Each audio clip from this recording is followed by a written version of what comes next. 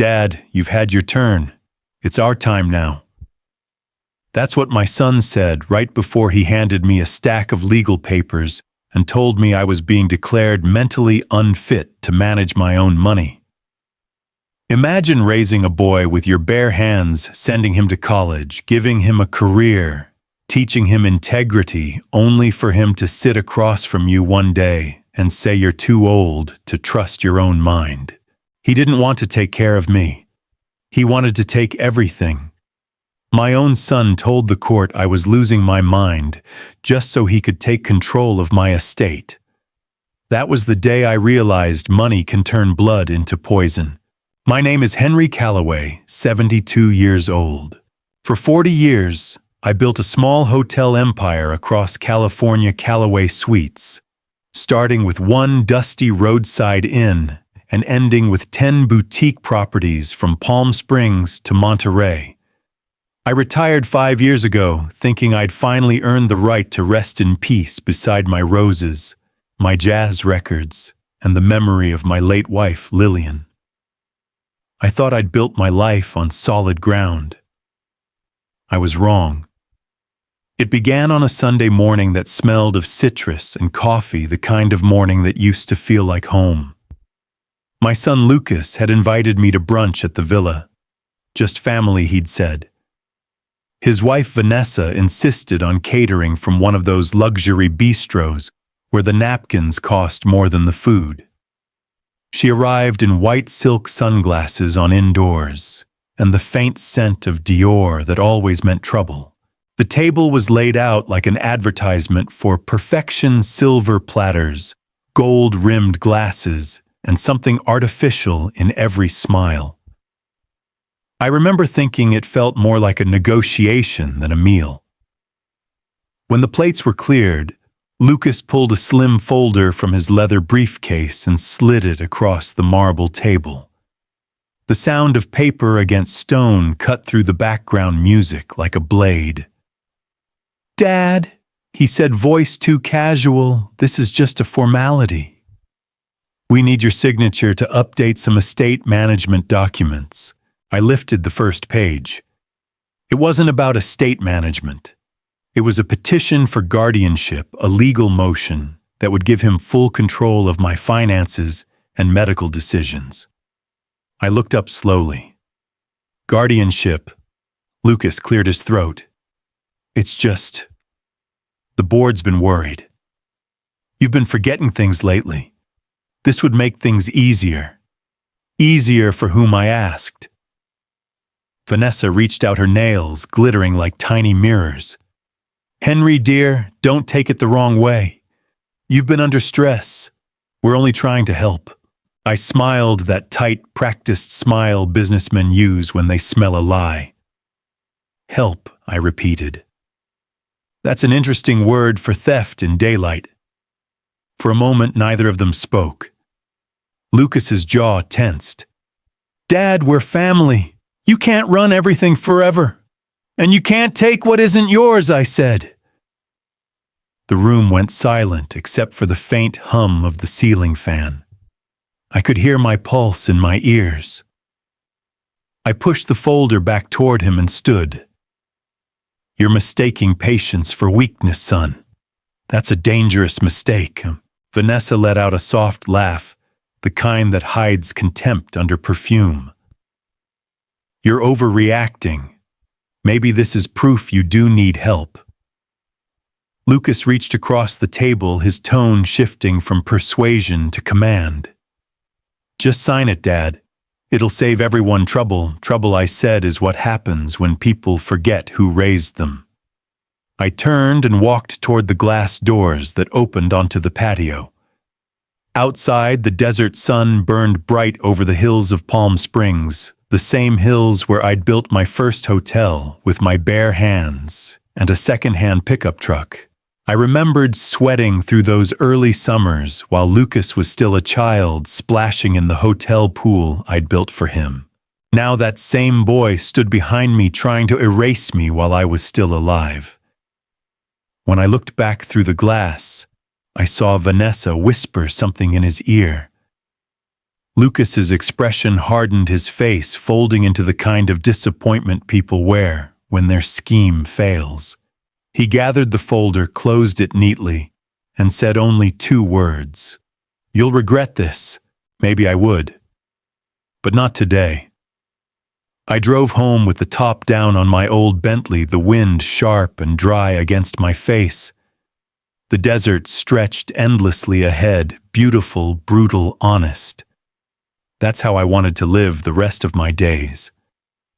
As I parked in my driveway, I took one last look at the signature line left blank on that petition.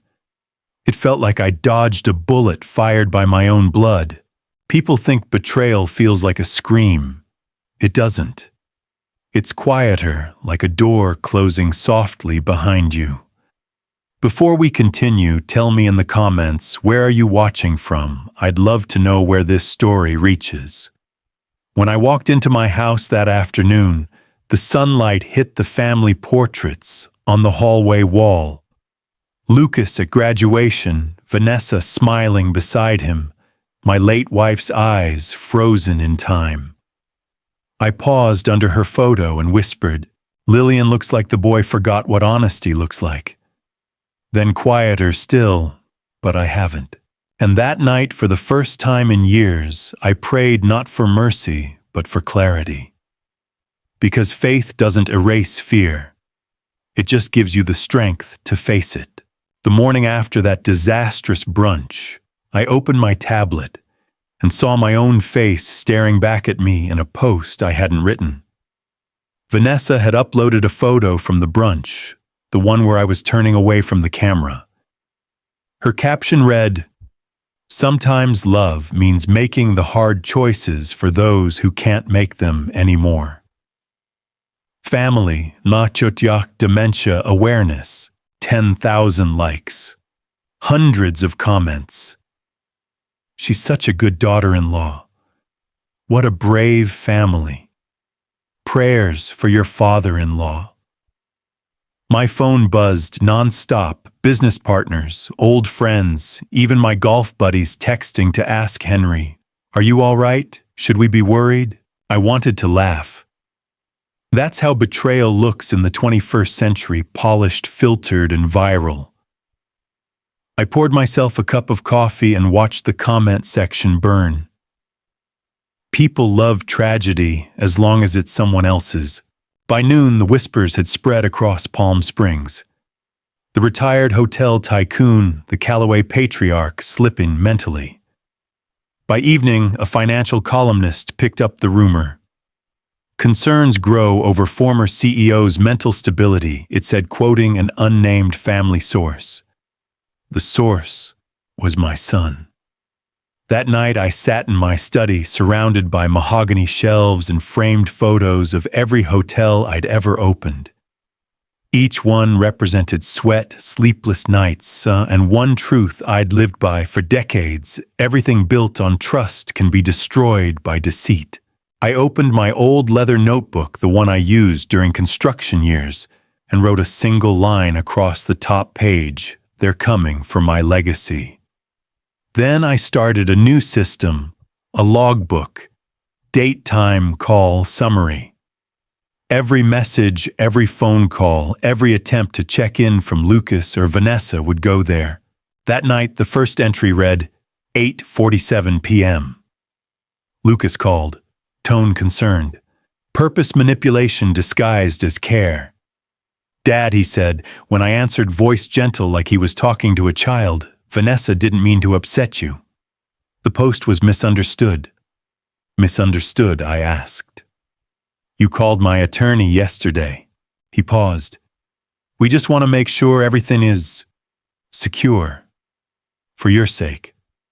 Or yours." His breath hitched. "Dad, please, people are talking. If we act now, we can manage this before it becomes a scandal." I laughed. "Son, you are the scandal." Silence. Then he hung up. I noted it down word for word. I wasn't angry anymore. Anger is loud, and I needed quiet. Quiet lets you plan. The next day, I received a call from the family physician. Mr. Calloway, your son scheduled a cognitive evaluation for you this Friday, he said gently. Should I confirm it? I smiled to myself. No, doctor. Cancel it. I'll be scheduling my own appointment with my own specialist. They wanted a report labeling me unfit. I'd give them a report proving the opposite, notarized and filed. That evening, I visited the old family church. Not because I was looking for forgiveness, I hadn't sinned, but because I needed perspective. The stained glass windows threw colors across the pews, soft blues and golds painting the silence. Father Raymond, who'd known me since I was a young man, looked up from the altar and smiled. Henry, he said, you look troubled. I might lose my son, I told him. He nodded. Or you might find your strength. I sat there long after he left, the candles flickering around me. And somewhere in that warm, colored light, I felt the weight lift, not completely, but enough to breathe again. Faith doesn't make life easier. It makes your purpose clearer. And that night, mine was simple. They wanted to prove I'd lost my mind, so I'd show them how dangerous a clear one could be. When people decide to ruin your reputation, they don't start with lies. They start with concern. For the next 2 weeks, my life became a carefully orchestrated play, and I was cast as the confused old man. It started small. My gardener Miguel stopped trimming the hedges without asking if I felt up to it today. My accountant began double-checking every signature I gave him, smiling awkwardly as he did. And my attorney's assistant, a woman who'd known me for 15 years, called to confirm whether I really meant to withdraw a small amount for a charity fund. Everyone had the same tone, cautious, pitying, rehearsed. Lucas and Vanessa had been busy.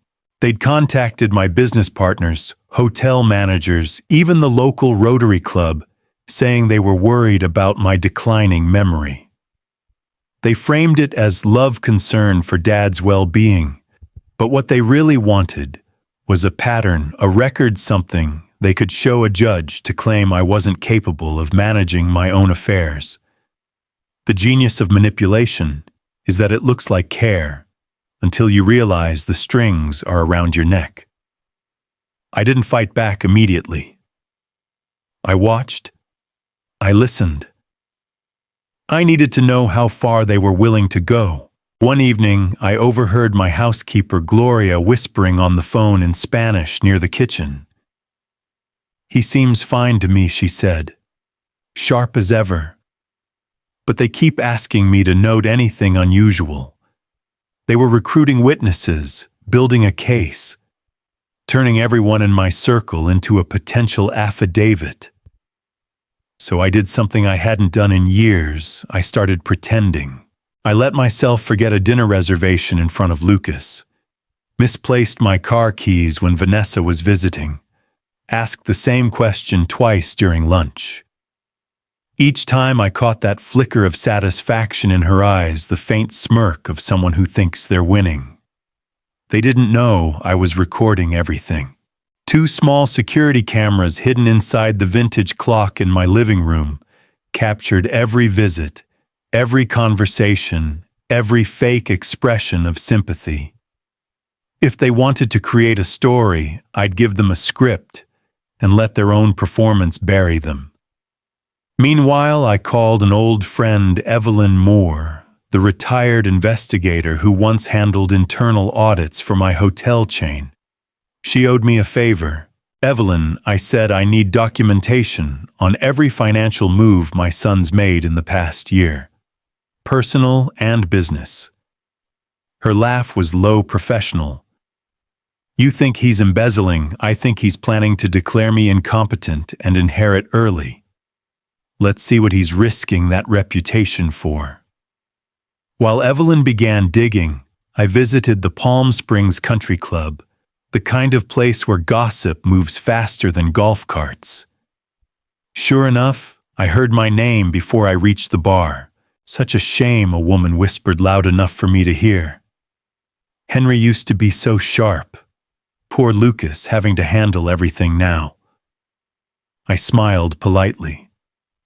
You know, I said the funny thing about rumors is they rarely survive documentation. She blinked, confused. I walked away, leaving her curiosity behind like a breadcrumb trail. That evening, I sat in my study again, the desert sun melting into gold behind the glass walls. On my desk lay the growing notebook of evidence screenshots, transcripts, names. Every detail mattered. They were building a case of decline. I was building a case of intent. Before bed, I re-watched one of the hidden camera clips, Vanessa coaxing me into signing a blank document for housekeeping payments. Her words dripped sugar. Her eyes dripped venom. I pressed pause, staring at the frozen frame of her smile. I'd spent a lifetime negotiating with developers, bankers, lawyers, sharks in suits. But nothing cuts deeper than betrayal that comes wearing your family name. Still, I wasn't broken. I was learning. They thought they were isolating me. In truth, they were teaching me exactly how to destroy them with their own evidence. By the third week, my name had become a headline. Hotel magnate's mental decline raises questions about his fortune. The article sat on the front page of a local business journal, the same paper that once ran my photo under Entrepreneur of the Year. Now it quoted a family insider who claimed I had forgotten entire board meetings and signed checks to the wrong people. There was only one insider that fit the description. My son. Lucas had finally gone public, and it worked for a while. People stopped calling. Investors froze my old business trust. The board of Callaway Suites suspended my honorary seat until further clarity. Vanessa went live on social media that night, her face pale and angelic and candlelight voice trembling just enough to sound sincere. We're just trying to protect Dad. Please keep him in your prayers. Millions watched. Tens of thousands commented. And with every heart emoji, they nailed another board across the coffin of my reputation. But the thing about reputations is, if you built them honestly, they can be rebuilt. I sat at my desk that night with Evelyn on speakerphone. She'd finished her investigation. Henry, she said, you might want to sit down. I already am, I replied. She listed numbers, transactions, transfers, all from Lucas's personal accounts. Hidden withdrawals from company subsidiaries, consulting fees routed to Vanessa's shell company, VLC Media Group. Total damage over $900,000 in quiet theft. I listened silent, not shocked. Just confirmed. Do we have proof? Every transfer timestamp and email. He used your name on some of them. I smiled. Then it's not just fraud. It's identity misuse. Evelyn's tone sharpened. Do you want me to take this to the DA? Not yet? I said. Let's see how far they'll go when they think I'm helpless. Because the best time to strike isn't when you're angry, it's when they think you're defenseless. 2 days later, I received a call from Lucas. His voice was drenched in false empathy. Dad, I heard about the article. You shouldn't be alone right now. Vanessa and I want you to move in with us, at least until you stabilize. Stabilize, I repeated. That's a new word for control. Dad, don't be paranoid. Paranoid men don't keep receipts, I said, and hung up. I spent that evening reviewing Evelyn's documents, printing them, labeling them, arranging them by date and transaction. Each page felt like a confession he didn't know he'd made. When I was younger, I'd learned how to handle leaks in a hotel business. Find the source. Isolate it, seal it quietly before the whole system floods. Family wasn't any different. The next morning, I made my move. I contacted attorney Margaret Ellison, a quiet, razor-smart woman known for handling corporate fraud cases with surgical precision. "Margaret," I said, "this won't be a public fight." "Not yet. I want a counterfile ready to drop the moment they move for guardianship. Every recording, every transaction, every false statement, I want it indexed and dated." She understood immediately. "Mr. Calloway, when you hit back, it'll end careers." "I'm counting on it." Then she asked gently, "Why not confront your son directly?" I looked at the wall where Lillian's portrait hung, the woman who believed in grace even for the undeserving. "Because confrontation gives them time to prepare," I said. "Exposure doesn't." That night the phone rang again. It was Gloria, my housekeeper. "They were here, Senor Henry. They asked if you've been wandering at night." I told them no. My chest tightened. "They're desperate, Gloria. You did the right thing." "Thank you." I wrote another line in my notebook. "They want evidence of madness. They'll get proof of malice." And as I turned out the lights in my study, I said a quiet prayer, not for them, not for revenge, but for restraint. Because faith doesn't always calm the storm. Sometimes it just reminds you who you are while it rages. If you're still with me, type 1 in the comments, because from here on the story changes. When people think of revenge, they imagine noise, slammed doors, raised voices, broken glass. But real revenge is silent. It's patient. And it begins long before the other person realizes they're already caught. By early May, the rumors about my mental decline had turned into headlines, and Lucas thought he was winning. He had no idea I was already 6 steps ahead. I decided to bait him, to make him believe his plan was working. So I called him one morning. My voice soft, shaky, perfectly rehearsed. "Son," I said, "I've been thinking. Maybe you're right. Maybe it's time to update the estate plan." There was a pause, then the sound of his exhale relief mixed with triumph. "That's good, Dad. That's really good. Why don't we meet at my office? I'll have everything prepared." He couldn't hide the eagerness in his tone. The predator was about to step into his own trap. Before the meeting, I called Evelyn, my investigator. "Bring a small recorder," I told her, "and a camera. Discreet." She didn't even ask why. She just said, "I'll be there." Lucas's office sat downtown, all glass chrome and expensive emptiness. The kind of place built for people who love being seen. When I walked in, Vanessa was already there, wearing a white suit and that same too perfect smile. "Dad," she said, standing to kiss my cheek. "You look wonderful today." The kind of tone people use before pushing someone off a cliff. Lucas gestured to the conference table. "Sit down, Dad. I've got the papers ready. Simple transfer documents, nothing complicated." "Transfer," I repeated, lowering myself into the chair. "To whom?" "Well," he said, glancing at Vanessa, "the trust would temporarily fall under my management, just until your condition stabilizes." I almost admired his phrasing. The calm confidence of someone who truly believes they're smarter than you. "Condition," I echoed.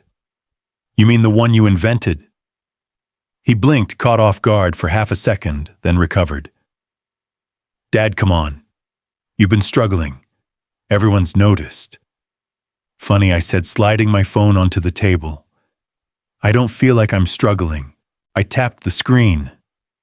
The small red light blinked quietly, recording. He didn't notice.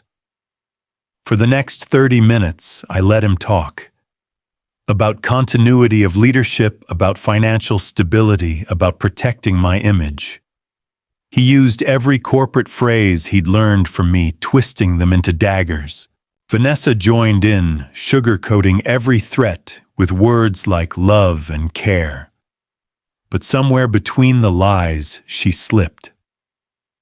Once the board approves the transition, you'll still be part of the family legacy, just in a symbolic way. Symbolic. Like a statue.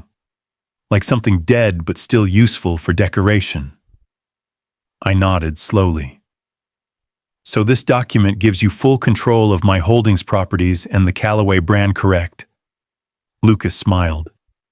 It's temporary, Dad, until the court decides you're fully capable again. I leaned back, letting the silence stretch. And who decides that? He hesitated, glancing at Vanessa. Your physician. And well, the court-appointed evaluator we hired. Bingo. I picked up the pen, flipped open the document, and pretended to read it. It's good you're organized, son, I said, handing it back. But I don't sign things I haven't built myself. His face froze, confusion first, then fear, as I pulled out my own folder. Evelyn, I said calmly. From the doorway she appeared, camera in hand, silent as a shadow.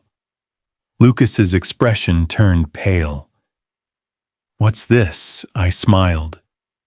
You wanted paperwork, let me show you mine. Inside my folder were bank records, screenshots, and notarized documents, all proving his misuse of funds, forged signatures, and false guardianship petition drafts. You recorded this? He stammered. I nodded. Every word, every meeting, every lie. Vanessa's jaw dropped. You can't, oh, but I can, I said softly. And I already have. Evelyn's camera clicked once. A perfect shot of the two of them sitting across from me, guilty, speechless, cornered. I stood, buttoned my jacket, and said what I'd been waiting weeks to say. You tried to make me look unfit, but you just proved you were. Then I walked out, leaving them to the sound of their own breathing, shallow, panicked, and very, very real. That night, back in my study, I reviewed the footage. The camera had caught everything, the manipulation, the signatures, the words, until the court decides. Proof undeniable and permanent. As I closed the file, I realized something I hadn't felt since this all began. Peace. Because there's nothing more powerful than a man who has nothing left to lose except his dignity and no intention of giving it away. The next morning, the sun rose over Palm Springs like nothing had happened. But something had. The air itself felt cleaner, sharper, the kind of air that follows a storm that no one else knows has already passed. I poured myself a black coffee, opened my laptop, and watched the recording one last time.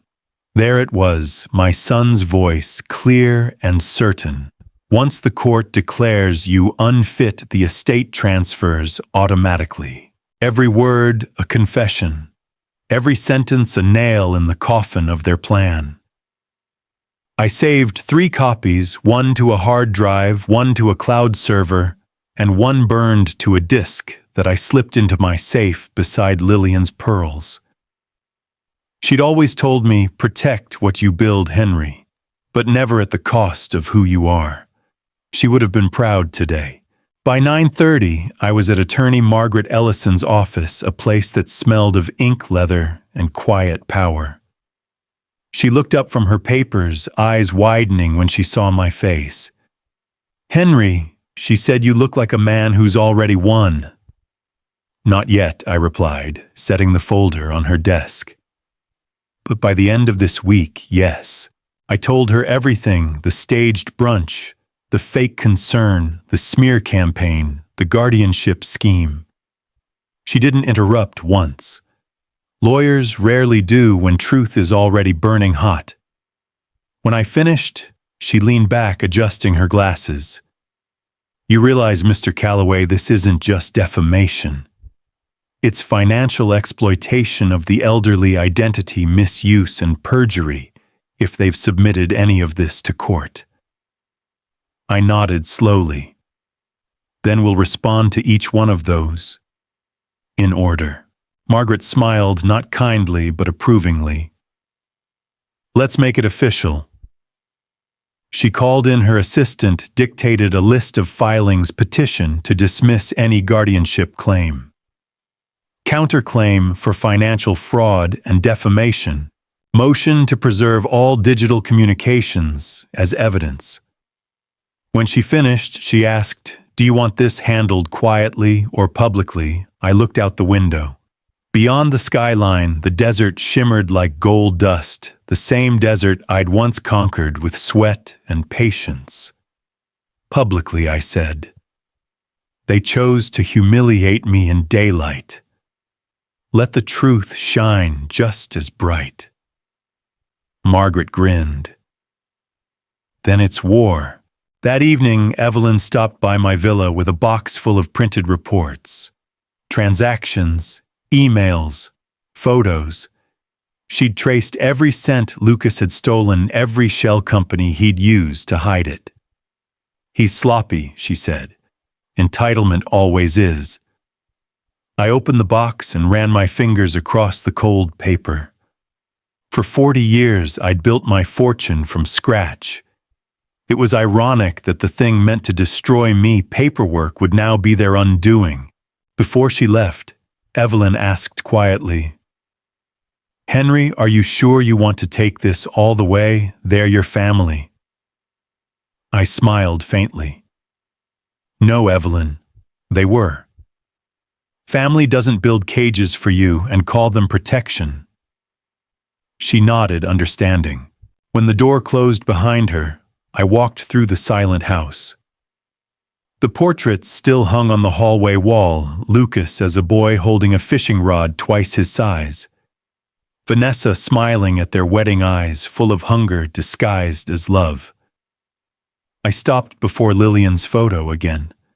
Her smile had outlasted them all. "Lily," I whispered, "I'm not doing this out of anger. I'm doing it because truth deserves a voice and mine isn't done speaking yet." Outside, the desert night was velvet black stars, glinting like old silver coins tossed across the sky. I sat on the patio, feeling the cool air settle over me, and folded my hands. "Lord," I said softly, "I'm not asking you to punish them.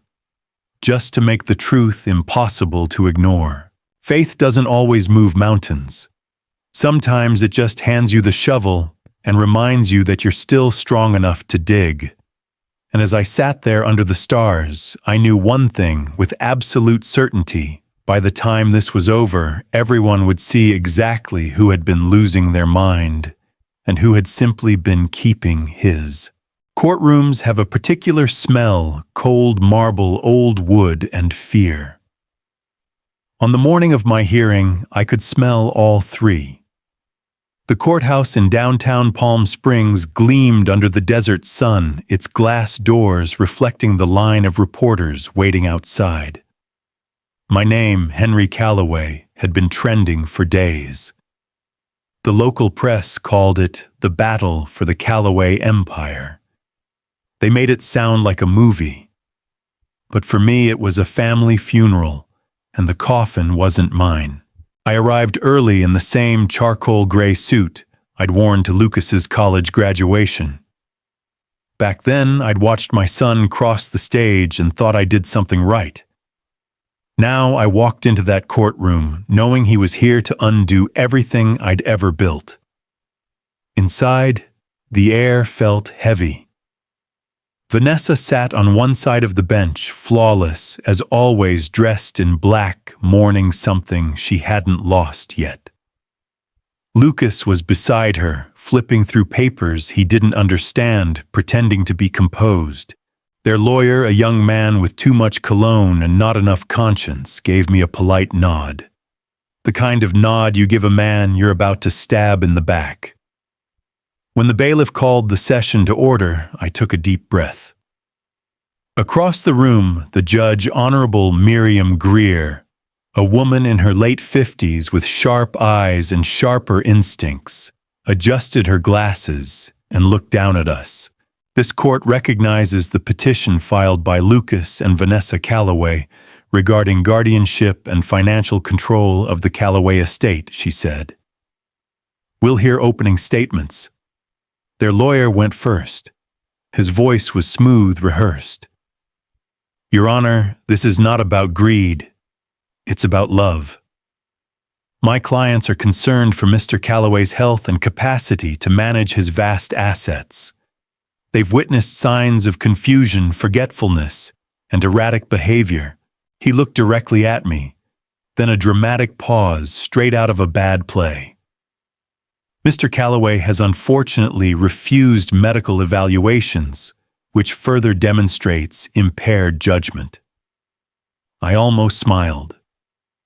If arrogance had a sound, it was that voice. Then it was Margaret Ellison's turn, my attorney. She rose slowly, every inch of her movement deliberate. Your Honor, she said calmly, the evidence will show that this case is not about concern. It's about control. My client is of sound mind, and we intend to prove that the petitioner's so-called concern is a front for calculated financial exploitation.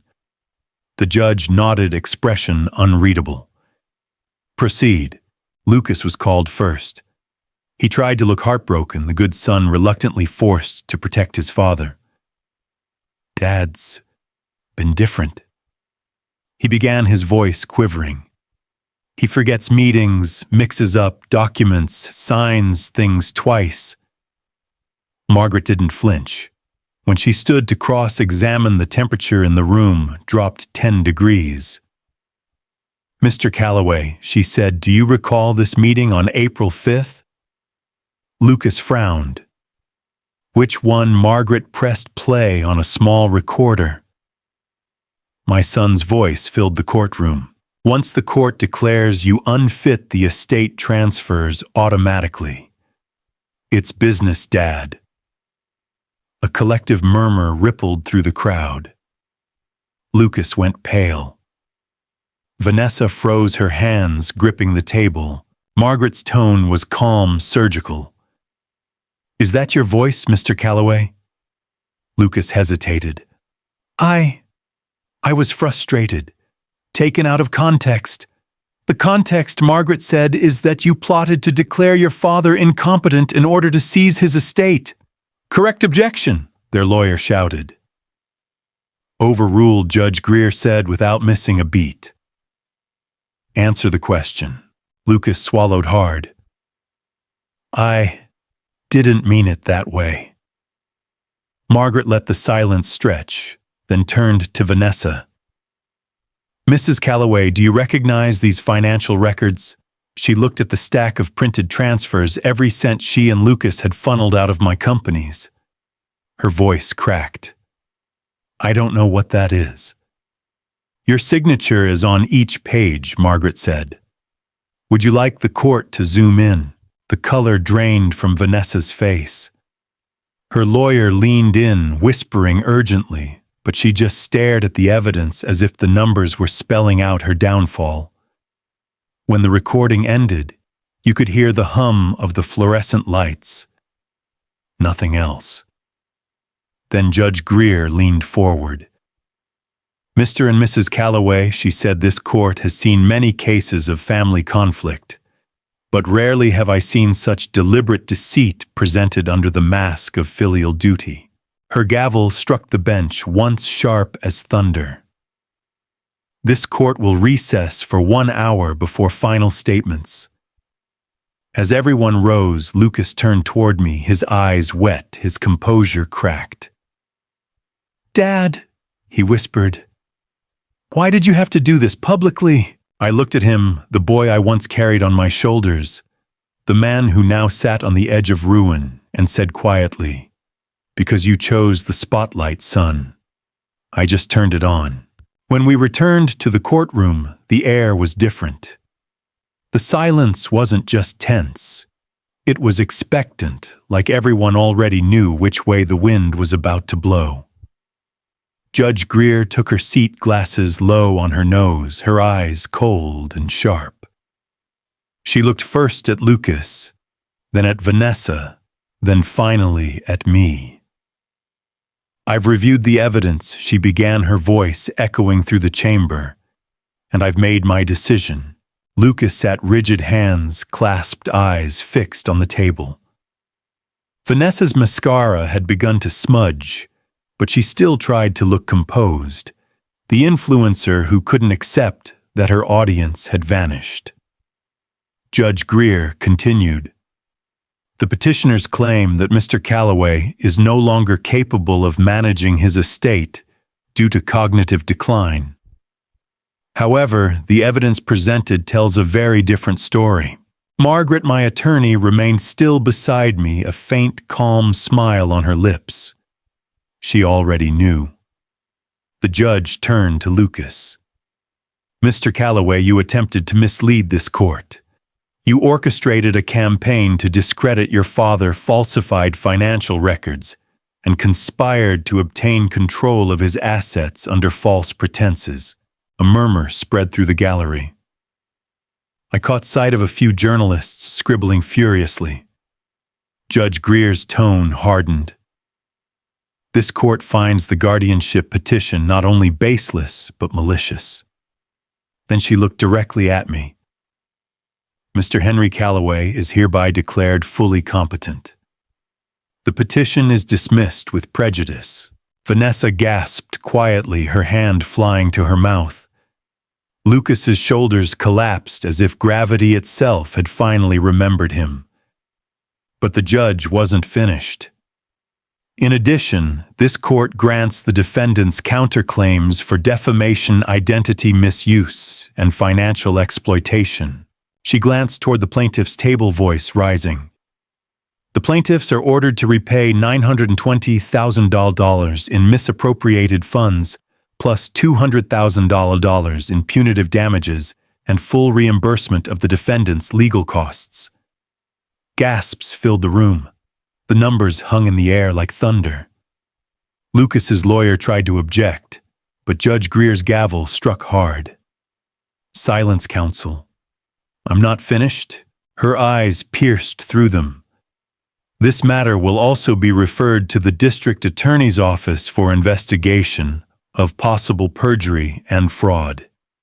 You didn't just betray your father, you attempted to weaponize the law for personal gain. This court will not tolerate that." The courtroom erupted, whispers, camera clicks, shock rippling across every face. I sat perfectly still, not out of pride, but peace. Because the truth doesn't need applause. It just needs daylight. Judge Greer's tone softened slightly when she turned back to me. "Mr. Calloway, I hope this judgment restores your faith not just in the law, but in yourself." I nodded once. "It does, Your Honor." The gavel came down one last time, sharp, final, irrevocable. Case dismissed. Outside the courthouse, sunlight broke through the clouds, scattering across the marble steps like gold dust. Reporters swarmed, microphones raised, questions firing. "Mr. Calloway, how do you feel about the verdict?" I stopped, looked straight into the nearest camera, and said the only thing that mattered. "I didn't win against my son. I won against greed." The crowd went quiet just for a breath before the shutters started clicking again. As I walked toward my car, Lucas stood near the columns alone, his tie loosened, his face pale. "Dad," he called, voice breaking, "please, can we talk?" I paused. For a moment, the father in me almost turned back. But then I remembered every lie, every post, every forged document, and the way he'd said, "Once the court declares you unfit." I faced him one last time. "You didn't just try to take my money, Lucas," I said quietly. "You tried to take my name." Then I opened the car door.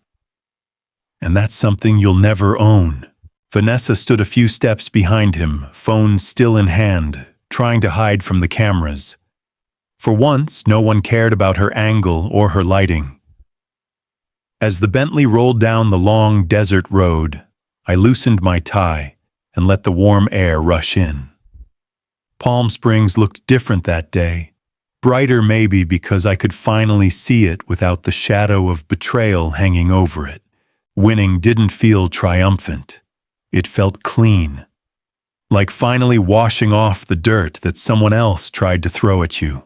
3 weeks after the verdict, the desert bloomed. Palm Springs in late spring has a strange way of forgiving even after a storm. The bougainvillea along my fence had turned a shocking pink, almost defiant, as if to say life continues, whether you deserve it or not.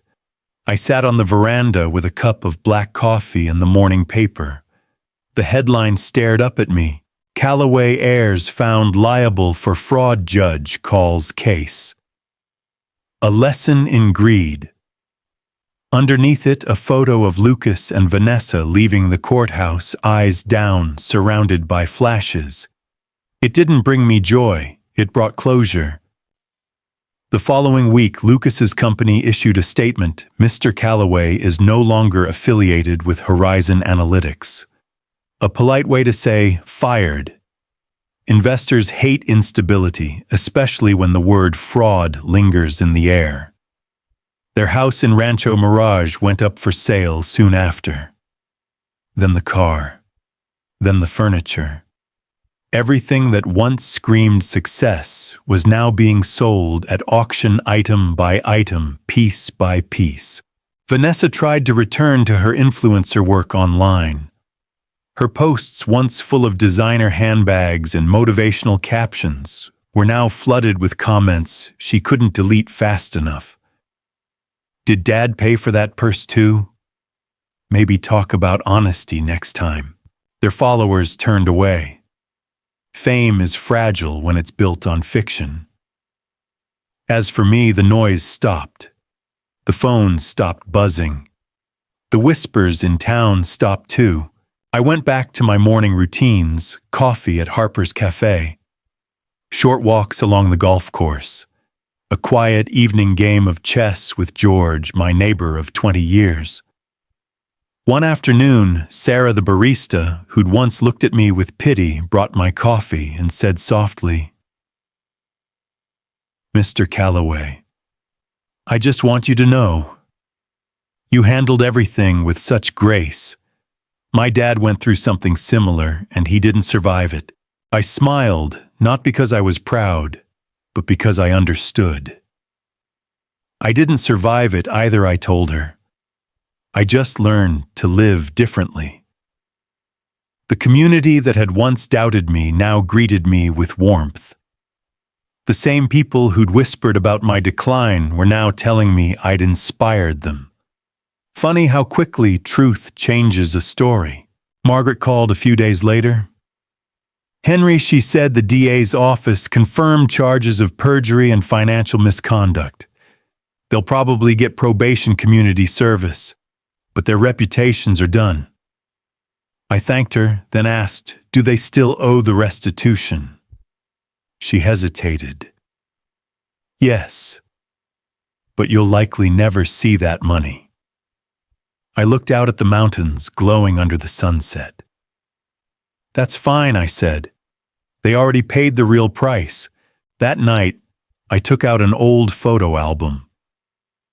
There was one picture I couldn't stop looking at: Lucas, about 8 years old, standing beside me in front of our first hotel, holding a wrench covered in grease. He'd insisted on helping me fix a broken air conditioner that summer. Back then, he'd said, "Dad, I want to build things like you."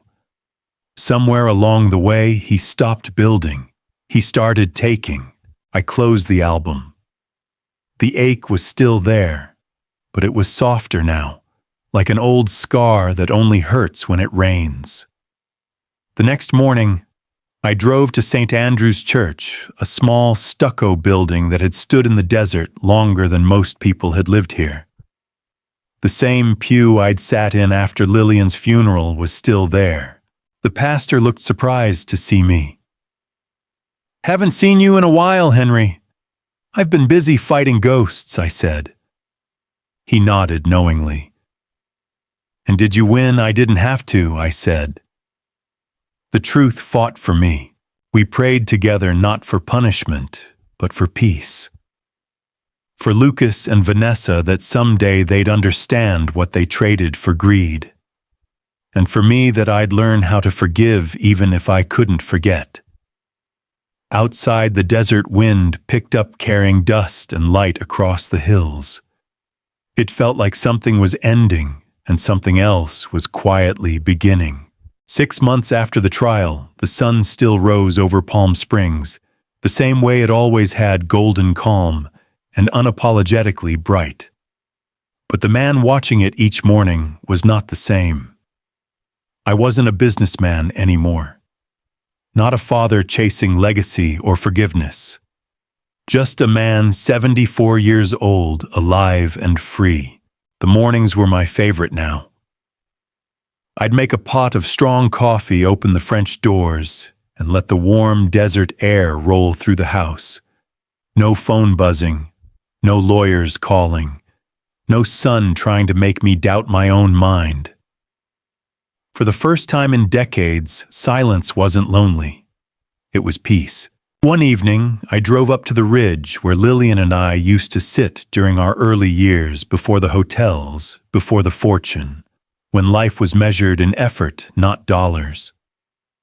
The desert below shimmered in the dying light, the kind of gold you can't buy or inherit. I brought a letter with me. It wasn't addressed to Lucas or Vanessa. It was for me. I unfolded it slowly and began to read. "Henry, you've lost money, blood, and reputation before, but this time you lost illusion. You believed family meant obligation. It doesn't. It means choice. You believed forgiveness was weakness. It's not. It's clarity. You believed your time was running out.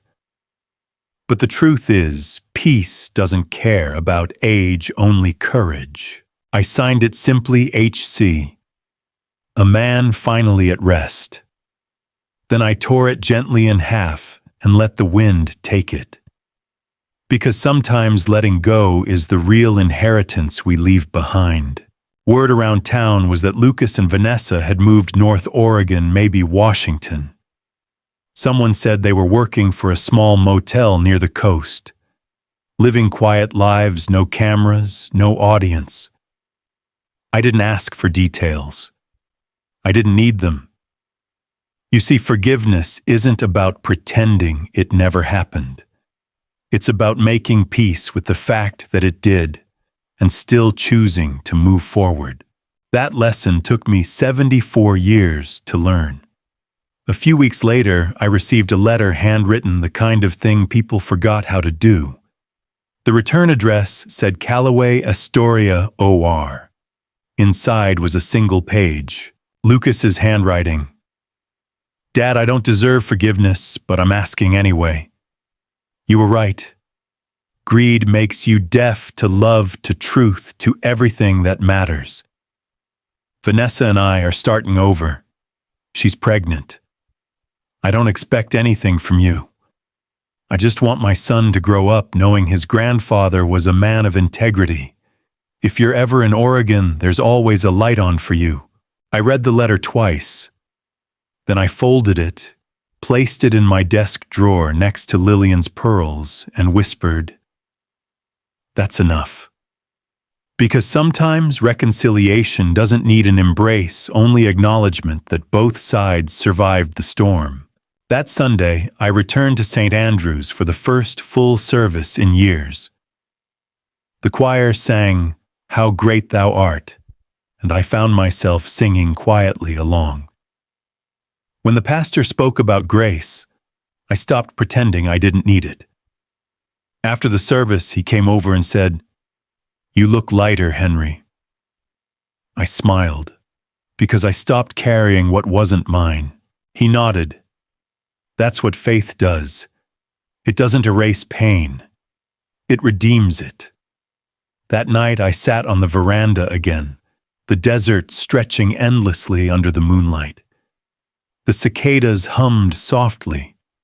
My heart felt steady. I thought about everything that had happened, the betrayal, the lawsuit, the humiliation, the fight, the victory. It had all led me back here to quiet truth. That dignity isn't something others can give or take. It's something you protect, even when it costs you everything else. Lord, I prayed softly, thank you for teaching me that endings can still be beginnings, and that sometimes losing family doesn't mean losing faith. The wind shifted warm and gentle, carrying the scent of blooming sage. I closed my eyes, and for the first time in a long while, I didn't see a courtroom or a betrayal, only light. Because in the end, revenge fades, but redemption that stays. If you've stayed with me through this whole story, thank you. And if you've ever been betrayed by someone you love, I hope you remember this. You can rebuild money. You can rebuild reputation. But rebuilding peace, that's the real wealth. Faith saved me when logic couldn't. And I believe it can save you too. If this story moved, you don't forget to like, share, and subscribe to Brian Stories.